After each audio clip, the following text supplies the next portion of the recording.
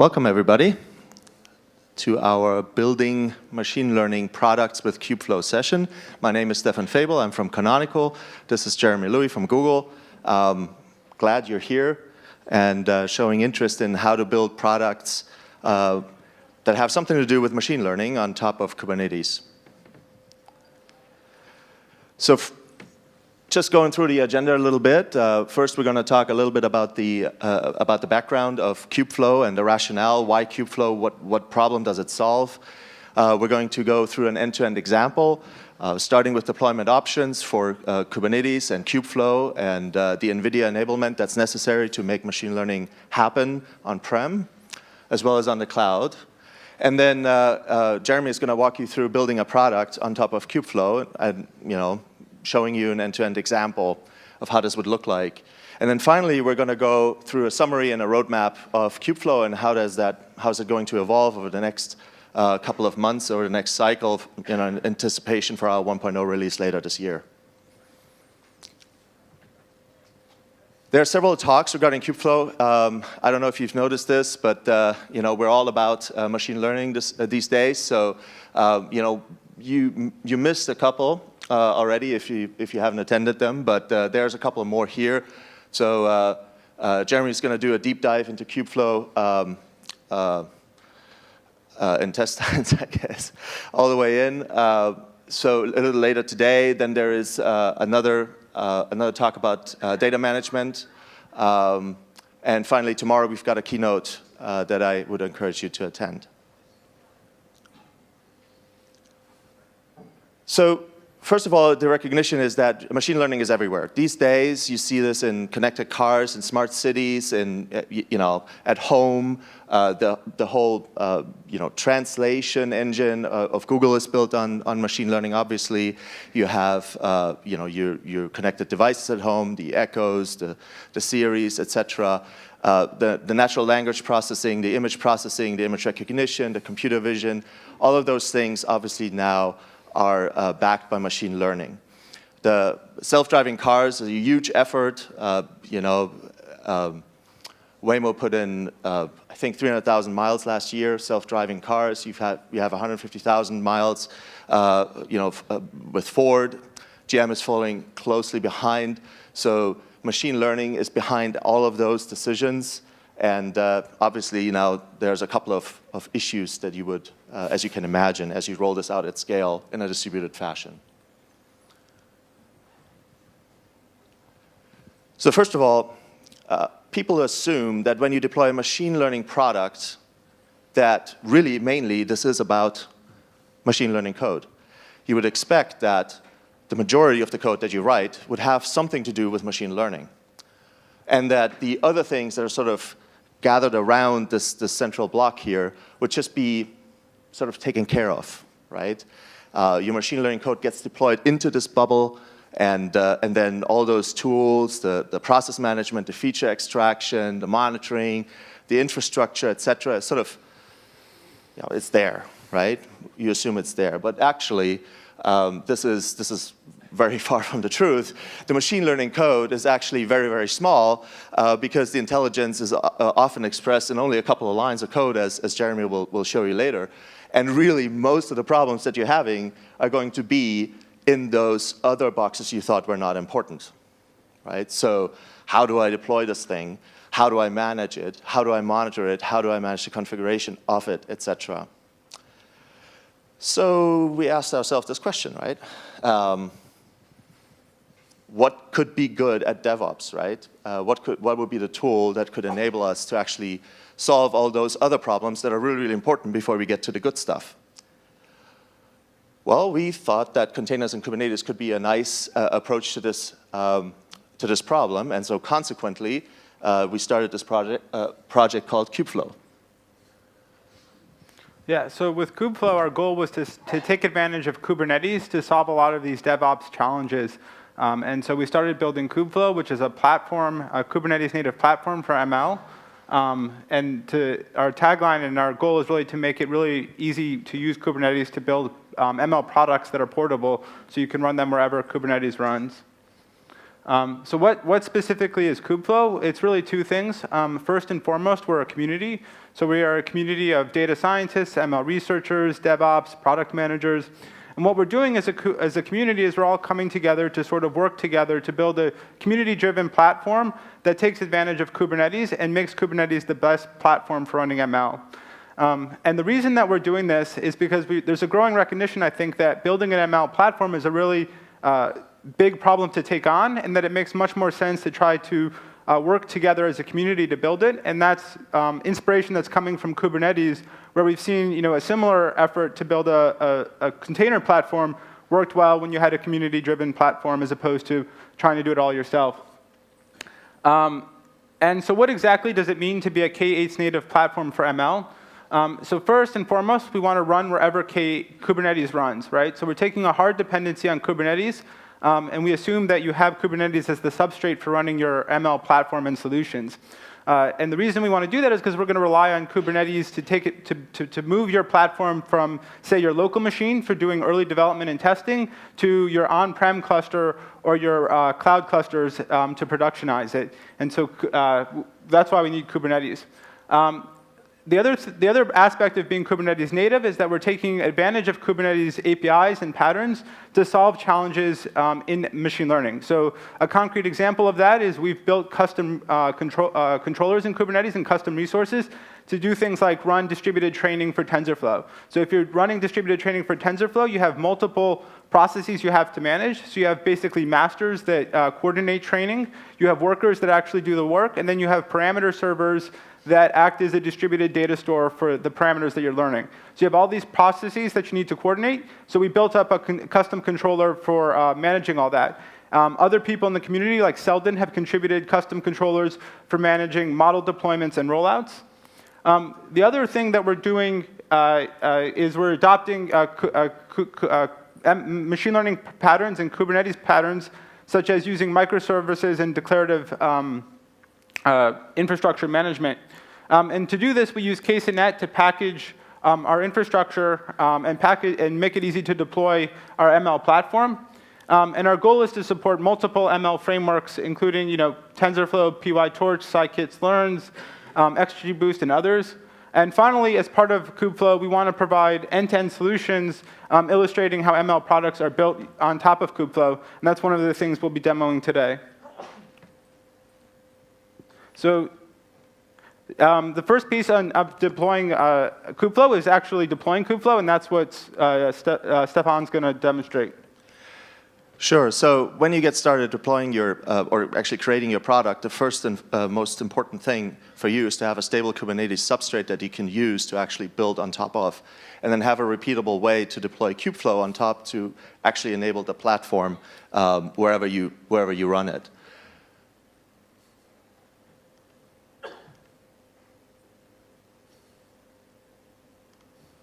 So you can run it either on-prem or you can run it in the cloud. This is one option that you can do where you deploy actually the canonical distribution of Kubernetes. You deploy it on-prem.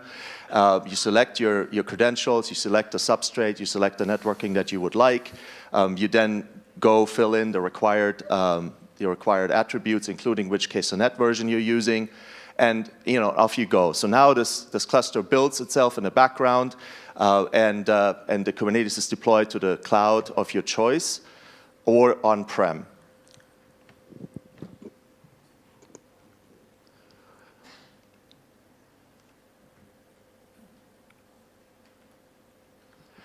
So once you have the Kubernetes deployed and you have Kubeflow installed, which is part of that installer that you just saw, then you actually have a problem in terms of actually establishing a data scientist or a developer workflow. So how does that workflow look like in the context of Kubeflow? Now, if you break it down into the most basic components, you identify a problem, then you experiment, train your model, see if the deployed model actually works the way you like. If it does the things that you thought it would do, oftentimes on a subset of the data, on a filtered set of the data, not on the full data set. You keep doing this until you're happy with the way that your model is working out, and finally you then deploy it at scale and and you have to operate it once it is deployed. So I think Jeremy is going to go through the end-to-end example now. Okay, so let's identify a problem. And so in this particular case, the problem that we're going to look at is GitHub issues with uninformative titles. So if you're dealing or managing a project on GitHub or even with your internal issue tracker system, a not uncommon problem is that people file issues that have uninformative titles. So not uncommon for a user to report a bug with a very generic title. So as one particular example, a user in Kubeflow reported a bug, and they titled that some setting problems, a new guy needs a little help. And then you go and you do a little bit of triage. You find out what the actual issue is, and you update the bug or issue on the thread. And eventually, you identify what the particular problem is, and you would like to go back and update the title to sort of maintain the hygiene of your project. So in this case, we identified the particular problem. It was a problem with the ksonnet configuration in our template. So we went ahead and updated the title to reflect that. So this is keeping GitHub issues titles up to date, though, is a lot of toil. It's a lot of manual labor. So this is an area where we would like to think about, trying to automate this using machine learning. And so that's the goal. So let's switch to the demo. So the first thing is you need to sort of enable your data scientists and machine learning researchers to do experimentation and exploration to see whether this problem is actually solvable. And so the tool of choice for this type of exploration in the ML community is Jupyter Notebooks. Jupyter Notebooks are an interactive Python environment that allows for easy interactive and ad hoc analysis, right? So after you've deployed Kubeflow, one of the things that we deploy as part of Kubeflow is Jupyter Hub. So Jupyter Hub is a multi-user server for Jupyter Notebooks. And it's already been integrated into Kubernetes, so it's very easy for us to incorporate that package into Kubeflow and make it part of our deployment. So after you've deployed Kubeflow, as Stephan showed you, you can log in, and what you get here is the spawner window. And this allows you to launch your individual notebook environments. And so one of the advantages of running Jupyter on Kubernetes is that you can take advantage of containers for having reproducible environments for doing data science. And so you can load up your Docker images with all the libraries you need for your particular problem and give all of your data scientists reproducible environments. And as part of Kubeflow, we're actually providing curated runtime environments. So right now we provide runtime environments for TensorFlow. And we're going to provide runtime environments for other frameworks like PyTorch as that support emerges in Kubeflow. And then we're also integrating this with other packages in Kubeflow like Pachyderm. So Pachyderm provides a data repository, like Git for data basically, as well as a pipelining solution. And that's a nice tool to integrate with Jupyter.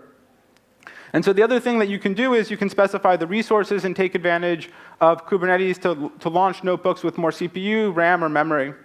So then you can click Spawn. And I'm going to if you were to spawn a notebook, what you would end up getting is you would get a notebook environment like this. From here, you can go ahead and select your particular notebook. So I've gone ahead and loaded up a notebook. And this is a notebook that was developed by Hamal Hussein. So he's a data scientist at GitHub who originally had the idea to sort of tackle this problem. And this is the notebook that he developed to do that. So you can see if we scroll down here, the first step is we're downloading a little bit of data. So in this case, we're pulling data from the GitHub archive, which publishes an archive of all the data events on GitHub. So we can get issues from that and use that to train. So the next step is we want to try processing the data. And one of the things I'll note here, because I think it's going to be important later on, is that we're using a small subset of the data. We're downsampling it. And the reason we're downsampling the data is because we're running interactively in a notebook, and we want to get feedback pretty quickly so that we can iterate quickly and see whether the analysis that we're doing is actually promising. So you can see then the next step is what he's done here is he's printed out and taken advantage of Jupyter to actually sort of start looking at the data, get a sense of what the data is so he can figure out what sort of transformations and pre-processing he needs to run.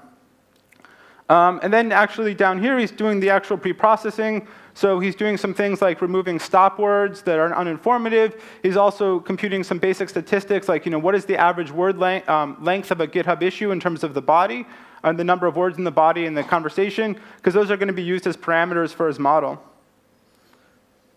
So you can see there's some pre-processing going on here. Down here, he actually defines the model architecture. So this is a TensorFlow model written using keras. So he's going ahead and defining the TensorFlow model. And if we actually scroll down here, he actually prints out stats about what the model is in terms of the different layers in the notebook, the model, the number of neurons or shapes in those layers. And then he's actually got a graph down here of what that layer, that model looks like. So he's actually taking advantage of the interactivity of the notebook to make it easy to develop his model. Then down here, he actually trains the model.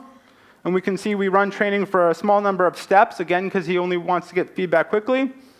Once we have the model trained, we can actually generate predictions on the model. And so you can look here, we have the body of an issue, we have its original title, and then we have the actual title that was generated by the machine learning algorithm. So this is pretty great. As a data scientist, he's proved that you can build a model to solve this, but there's a couple problems. The first is that he only trained on a subset of the data. So if you're actually going to put this into production, you'd probably want to train on all the data and sort of scale out to see if you can improve your quality of your model by doing that. And the second is, while using a notebook is great for experimentation and analysis, it's not a great way to productize this model and make it consumable. So we're going to use Kubernetes to solve both of those problems. So Kubernetes makes it really easy to scale out. So for pre-processing, you could run that as a batch job using Kubernetes to run asynchronously and let it run for a long time. And then we can also take advantage of our TensorFlow job operator to run as a distributed job on Kubernetes and scale out horizontally. And so that's what I'm going to show next. So if we look here, what we're seeing here is our, nope, that's the wrong one.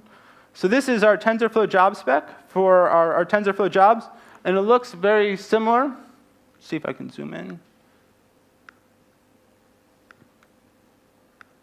So it looks very similar to your normal K8s manifests.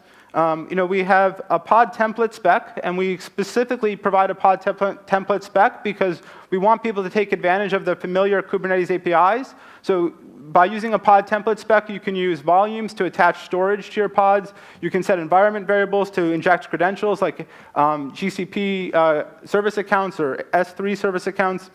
And then, as I said, you basically have multiple replicas. So you have like the master replica, the worker replica, and then the parameter server replicas. And for each one of those, you specify the number of replicas that you want, and that's how you scale out horizontally. So while our model is training, we would like to see the performance of how well that model is doing. And so for that, we launch and run TensorBoard. So TensorBoard is part of the TensorFlow ecosystem, and it's the package for visualizing all the metrics. So as part of Kubeflow, we've made it really easy to deploy TensorBoard on Kubernetes. We provide ksonnet packages for doing that. And then we integrate that into our ingress story so you can easily access that remotely. So you can see the metrics that you're running and see how well your model's doing, right? So once you've done that and you've trained a model, you actually want to put that model into production. And so to do that, you want to build a model server. So a model server is basically a server that's going to get the input to the model in the body of a request, and then return the prediction in the body of the response, right? Fairly straightforward.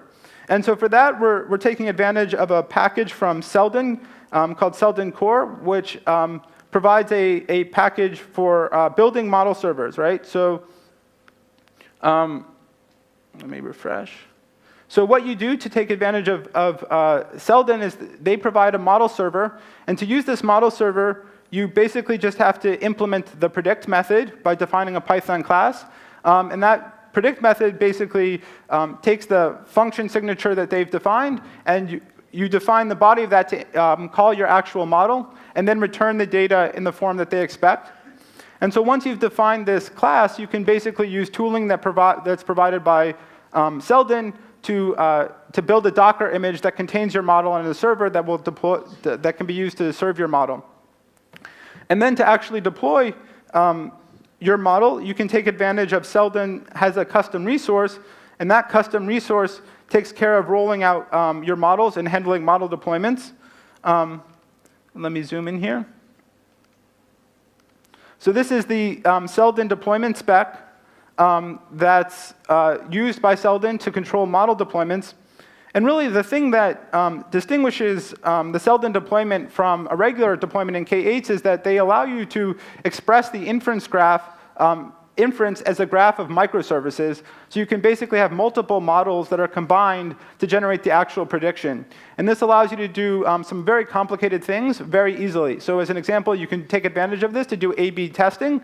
You can also take advantage of this to do things like multi-headed models. So you could have like a deep learning model and a decision tree model and pick the outputs from both of those to use both models to generate the actual prediction. So we use this to actually deploy the model. And then to actually make this consumable, you might want to have an actual web app that you go ahead and deploy. And so we built a simple web app to sort of illustrate this. And then we went ahead and deployed that in Kubernetes. And then this takes in input from the user. So in this case, the user enters a GitHub issue. The web app goes and fetches the relevant data from GitHub, then makes the RPC to the Selden server to actually generate the request.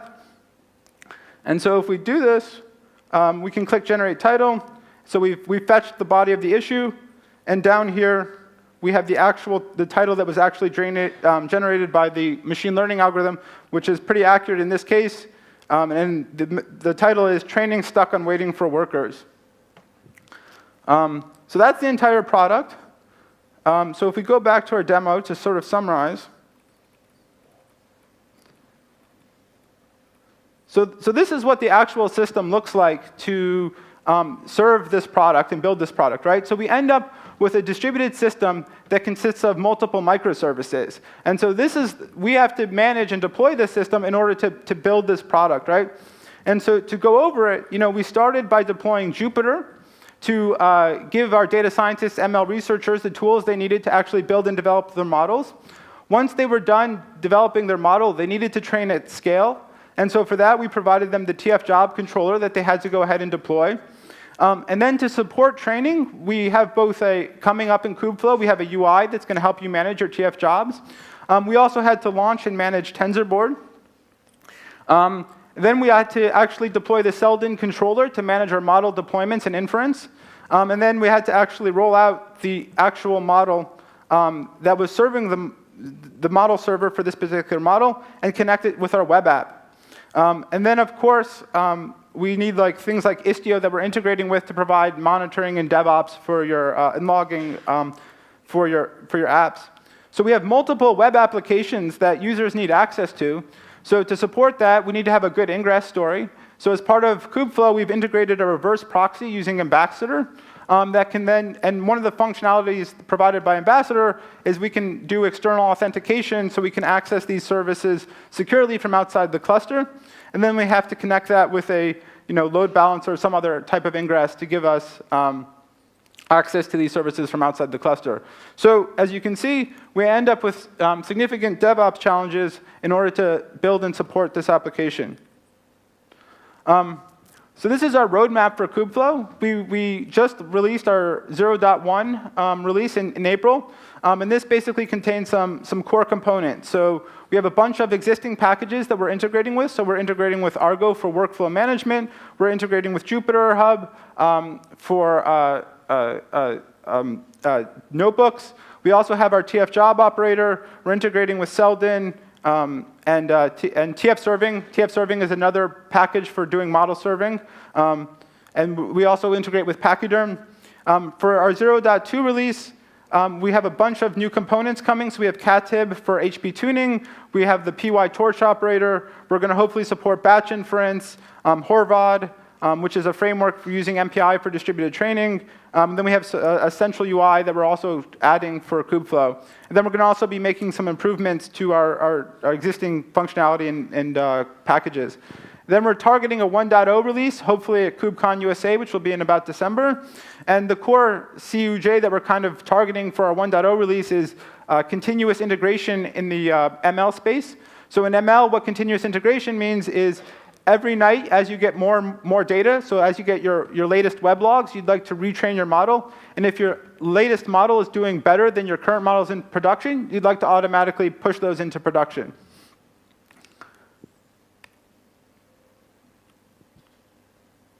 see. There we go. All right.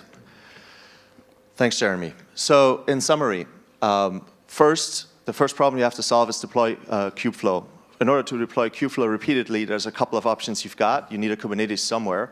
That can be on-prem or it can be in the cloud. If it is on-prem because you want to do your training with a limited data set that might be in-house, or if you have a problem where your data has to stay in-house because you have compliance concerns, etc., then there's a couple of things that are important for you to consider. First, you have to consider the compliance or the compatibility of your Kubernetes with the Kubernetes in the cloud that you're going to eventually deploy to. Does it support the same, is it the same version? Does it support the same primitives? Is that a smooth story, number one?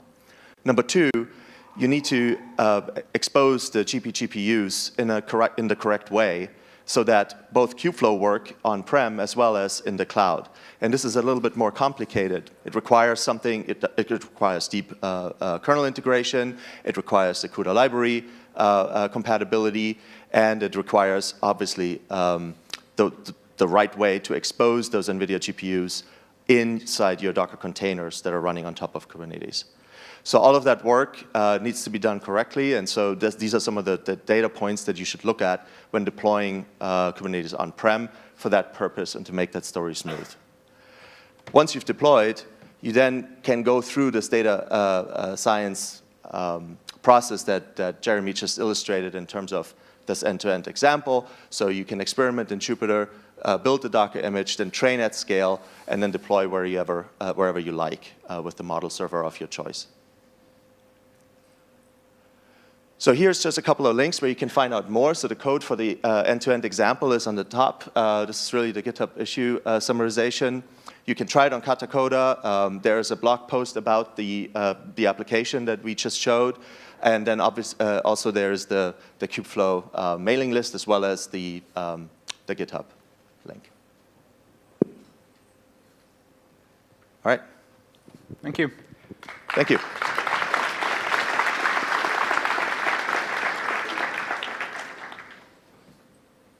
Are there any questions?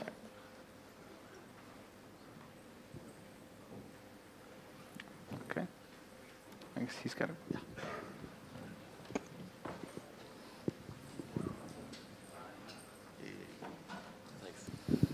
Hey, as I remember, there was something like TF-serve for serving models, which was included in TensorFlow last I looked, which was about 1 year ago. So is this planned to be included in Kubeflow as well, or is it going to be replaced by your own model serving service, essentially? Yeah, so we support TensorFlow serving as well. We didn't use it in this particular example, but we support TensorFlow serving. So we provide Docker images, for example, for TensorFlow serving, and ksonnet packages that make it easy to deploy TensorFlow serving. So you can choose which package, which model server you want to use. What was that really cool installer you used? That's our Conjure Up installer. Thank you for asking.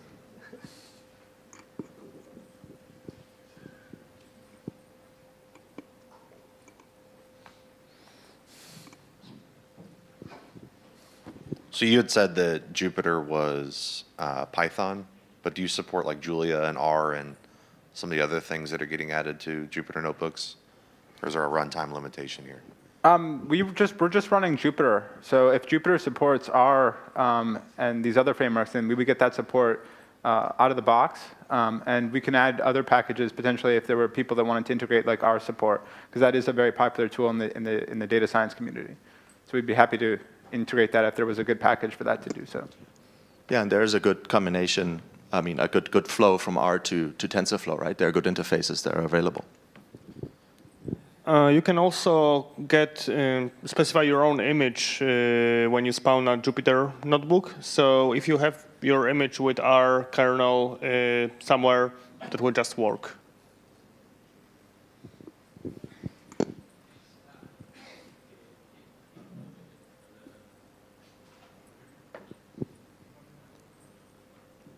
All right. All right, I think that's a wrap. Thank you very much. Thanks.